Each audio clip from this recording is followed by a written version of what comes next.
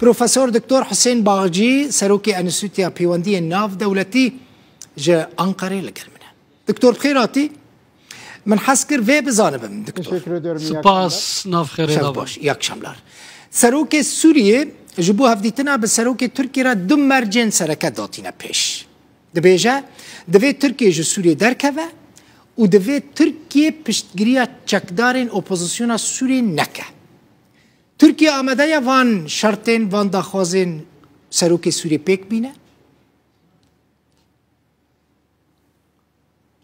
Şimdi soru tabii önemli. Naha pers giringe helbet destpêke muhabêjin divê Tirkiye çi bike ev pers giringe divê bi li gor hêviyên Sûriye giringe yani civîna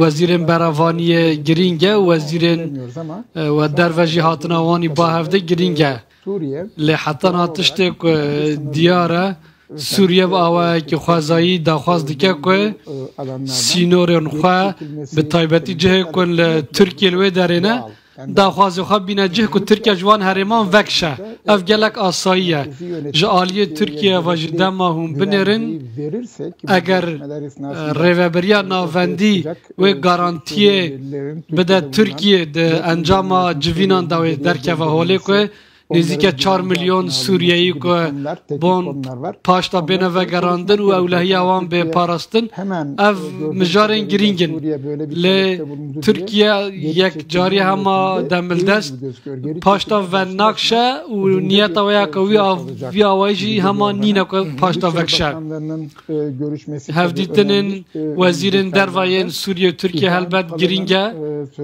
یعنی بردف ابراهیم قالن گوتنین ویجی کرن با آوایی که وکری و اشکره پوزیسیونا ترکیه دیار دکه یعنی دوی چارچوبه دا یعنی هفکاریا امریکا و روسیه جی نچاری دبه ایدی کجان آلیوه تایبتیج آلیه باکور سوریه و یعنی هلوستا ترکیه لدیجی آواکرنا دولتا کرد هیا لباکور سوریه و ده او بردوام به داخویانی داویدا جیه یا پیگه جی ام دبینی که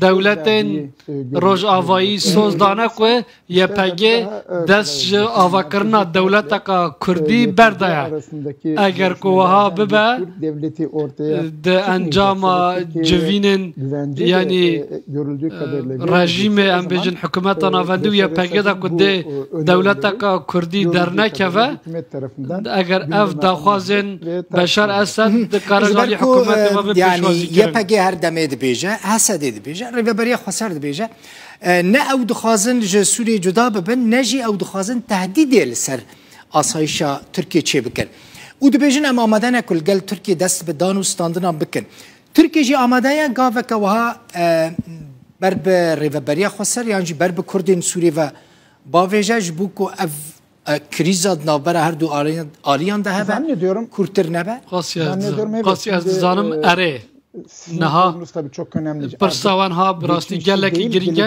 ادی نه دمین بوری دوی بوی و سناریوین سبر روژ باخفن ده بین آخفتن دنوان سناریوین داجی وک و گود اگر حکومت سوریه و ریوبریا کرد ناظر یا پگیدا لحف کرنک و هبه و حرد به هفدرا تف بگرن و گارانتیا که جیبتنا ترکیه چما نبه ترکیه جاره که لوه داره siyasete kavga haya ku Suriye'yi ile Türkiye paşta veggerine.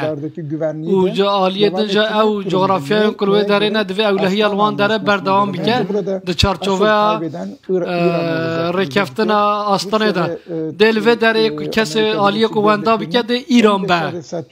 U Rusya ve Amerika هم روسیا ده هم به حکومت سوریه را و همچنین به حکومت ترکیه را ده هیچ دستر باخفه ده سر روسیا را و ترکیه را هفدیتن بمشن روسیا پشکریا بشر حکومت بشر اسد که و یا پگیجی ناس که بفرمی olabilir. Ev dibe.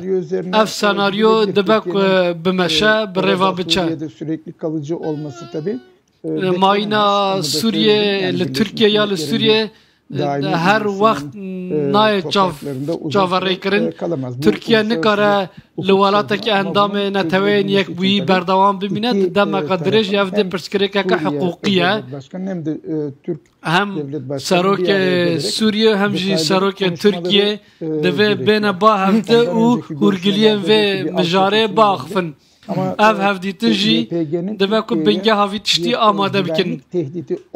Lê divê garantiyek hebe ku YPG bo Türkiye neve metirsiyek yani garantiyek ji Türkiye re bêdayîn. Türkiye ji kê dixwaze? Yani ji Rûsan dixwaze yan jî Sûriye dixwaze? Yani garantiya ku YPG tehdîdê li ser Türkiye çê neke. Türkiye ji kê dixwaze wê garantiyê?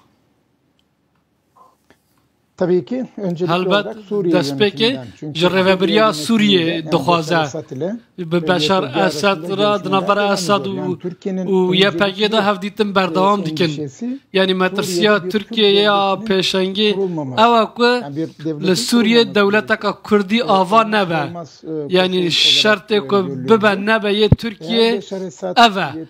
Eger Beşar Esad bi YPG ra biaxife û garantiyên pêwîst bide Türkiye de pêvajoyeka gotûbêjan ya nû dest pê bike.